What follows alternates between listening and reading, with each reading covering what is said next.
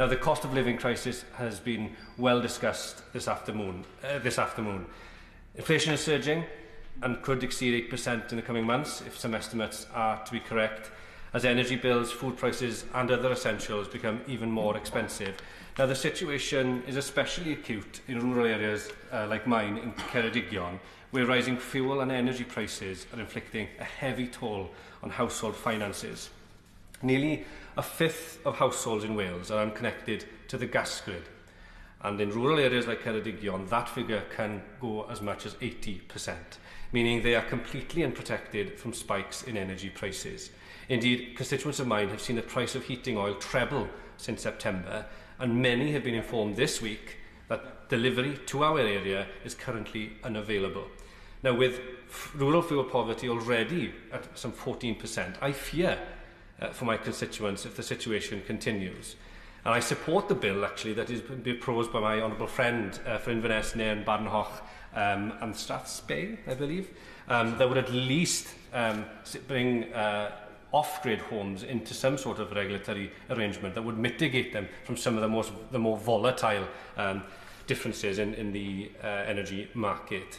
Now, rising energy costs are matched by fuel costs, and in rural areas, the lack of public transport infrastructure forces many to be dependent on private car use. Some 80% of commuters depend on the car, and as such, it is a cause of real concern when we see pump prices increase by some 10 pence a litre in a matter of days. And I've been told, Madam Deputy Speaker, that there are some stations in my constituency that have seen increases of 15, even 20% in the last week or so. Now, that is why the proposed national insurance hike will increase tax on average earnings in Wales by over £250 is so mistimed. Wales already has the highest poverty and child poverty rate among the 4 nations of the UK, with almost 1 in 4 people and 31% of our children living in poverty. As we face potentially the worst drop in living standards in over half a century, or as my honourable friend from Aberdeen North made so eloquently clear in her own remarks, the worst in a generation, households can ill afford this tax hike. And it applies to businesses as well. From Brexit to COVID, with all the corresponding supply chain disruption, loss of business and inflationary pressures, there's growing evidence that businesses just cannot withstand further pressure. Indeed, there's a risk that by increasing national insurance contributions, the Chancellor will not only increase the cost of employment, this will either be reflected in job losses or even higher prices to the consumer down the line.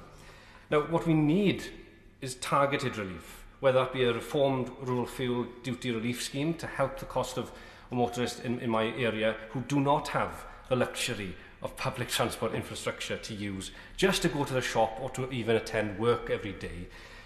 This would help hard-pressed communities weather this crisis rather than what the government proposes to do, and that is to increase tax on them. The decision to increase national insurance contributions, Madam Deputy Speaker, is a choice. We've heard a lot about that this afternoon, that politics is always about making difficult choices. But what I can tell you is that people across Ceredigion have told me very loudly and very clearly that this is the wrong choice for the situation in which we find ourselves.